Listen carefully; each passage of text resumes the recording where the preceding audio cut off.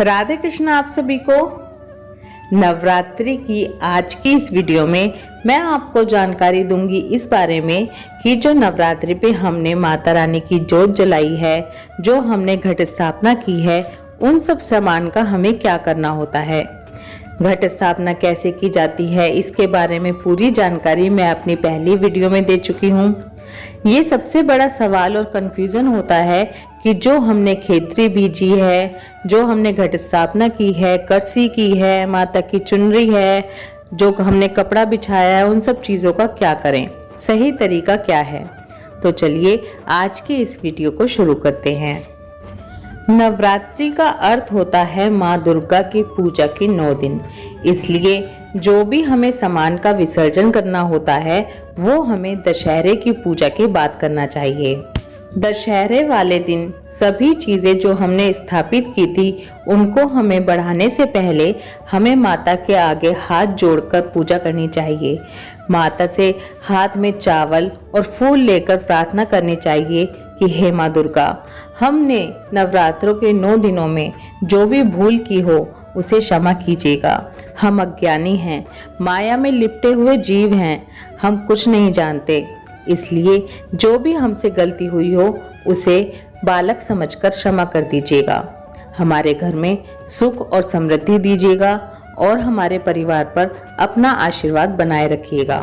अब हमने नवरात्रों में जो अलग अलग चीज़ें स्थापित की थी उनका हमें कैसे विसर्जन करना है, क्या करना है, इसके बारे में मैं आपको पूरी डिटेल में जानकारी दे रही हूँ। सबसे पहले बात करते हैं घट स्थापना की। सबसे पहले बात करते हैं घट स्थापना में जो हमने नारियल रखा है उसकी। जो नारियल होता है वो प्रसाद होता है, उसे तोड़कर सभी घर के जनों को खा लेना चाहिए। परिवार के जनों में उसे बांटकर खा लेना चाहिए। नारियल का जो पानी निकलता है वो खास तौर पर घर के बच्चों को देना चाहिए या फिर उन्हें देना चाहिए जिन्हें बहुत अधिक गुस्सा आता हो। नवरात्र के 9 दिनों में हम जो भी सामान माता के आगे स्थापित करते हैं वो सब चीजें सिद्ध हो जाती हैं, इसलिए उन चीजों का इस्तेमाल इसी तरह से करना चाहिए, पूरे विश्वास के साथ करना चाहिए, क्योंकि वो बहुत ही महत्वपूर्ण हो जाती हैं। नारियल तोड़ते समय हमेशा ये ध्यान रखें कि नारियल को हमेशा पुरुष ही तोड़ते हैं, कभी स्त्रियां नहीं तोड़ती हैं। इसके बाद जो हमने आम के या अशोक के पत्ते कलश के ऊपर लगाए थे उनसे हमें, जो हमने अपने कलश में जल भरा था, उन पत्तों से पूरे घर में छींटे लगाने चाहिए। जो जल हमने कलश में भरा था उसी कलश के जल को हम छींटे मारने के लिए इस्तेमाल करेंगे। सबसे पहले इस जल के छींटे रसोई घर में लगाने चाहिए।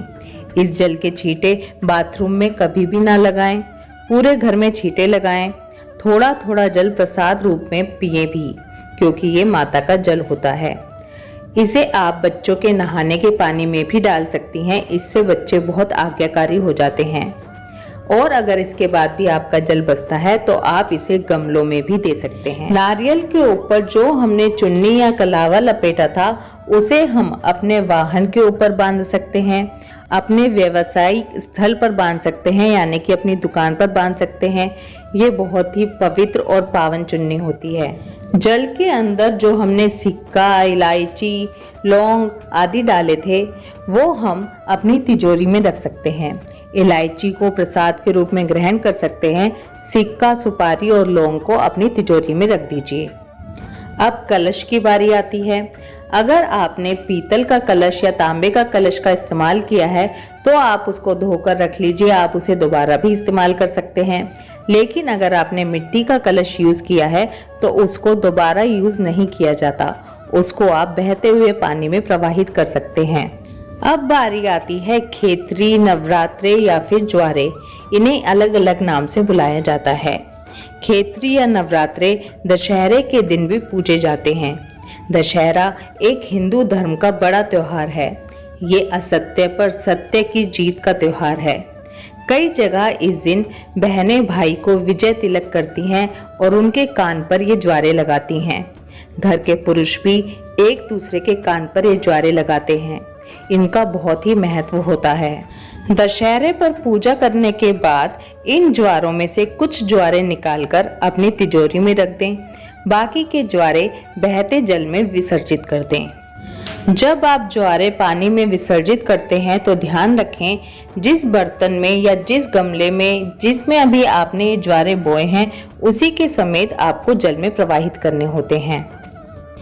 कई जगह पर इन ज्वारों का जूस बनाकर भी पिया जाता है, क्योंकि एक तो ज्वारे बहुत ही गुणकारी होते हैं, दूसरा माता के नवरात्रे होने के कारण ये बहुत ही पूजनीय हो जाते हैं। अगर आप इनका जूस निकाल रहे हैं तो उसके बाद जो भी कुछ ज्वारे बचते हैं वो आप पौधों में डाल सकते हैं, ये खाद बन जाती है। अब अगर आपके यहाँ इन ज्वारों का जूस भी नहीं बनाया जाता है और आपके पास कोई ऐसा जल भी नहीं है जो बहता हुआ जल हो जहाँ आप इन्हें विसर्जित कर सकें, तो फिर आप इन ज्वारों को गौ माता को खिला सकते हैं। इन्हें फेंकना नहीं चाहिए। जो मिट्टी है वो भी आप गमलों में डाल दीजिए, लेकिन इनको कभी भी ऐसे ही इधर उधर मत छोड़िए। अगर आपने माता की पूजा के लिए अलग से चौकी लगाई है तो नवरात्रि पूजा यानी कि कन्या पूजन करने के बाद माता की तस्वीर को वापस से मंदिर में रख दें। जो आपने चौकी के ऊपर कपड़ा बिछाया है उसे आप धोकर दोबारा इस्तेमाल भी कर सकते हैं, या फिर उस कपड़े को दक्षिणा रखकर पंडित जी को भी दे सकते हैं। अगर आपने नवरात्रि के दिनों में माता को कोई श्रृंगार का सामान चढ़ाया है तो उसे घर की सुहागन स्त्रियां इस्तेमाल कर सकती हैं, या फिर किसी जरूरतमंद सुहागन को भी दे सकती हैं। ऐसा करने से सुहाग की उम्र बहुत लंबी होती है। नवरात्रि के 9 दिनों तक जो भी आपने माता के आगे अग्यारी या करसी की है, या जो भी फूल आपने माता रानी को चढ़ाए हैं, दशमी की पूजा के बाद उन सबको एक जगह इकट्ठा कर लें, उन्हें बहते जल में प्रवाहित कर दें। अगर बहता जल नहीं है तो जमीन में गड्ढा खोदकर या किसी गमले में गड्ढा करके उसमें भी इसे दबा सकते हैं, ये खाद बन जाती है। एक सबसे ज़रूरी बात बिल्कुल ध्यान रखें, बहते जल में वही चीज़ें प्रवाहित करें जो कि जल में घुलनशील होती हैं। नदियों को गंदा ना करें। ये सब सामान जब आप जल में प्रवाहित कर रहे हो तो उसे पॉलीथीन में बांधकर ना डालें, क्योंकि पॉलीथीन कभी भी पानी में गलती नहीं है। जिन्होंने पूरी नवरात्रि का व्रत रखा है या जो लोग पहले और आखिरी नवरात्रि का व्रत रखते हैं वो अपने व्रत का पारण कन्या पूजन में बनाए गए हलवा चने से करेंगे।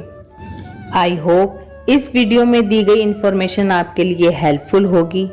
अगर इसके अलावा भी इस वीडियो से रिलेटेड आपके पास कोई भी क्वेश्चन हो तो प्लीज़ कमेंट ज़रूर कीजिए।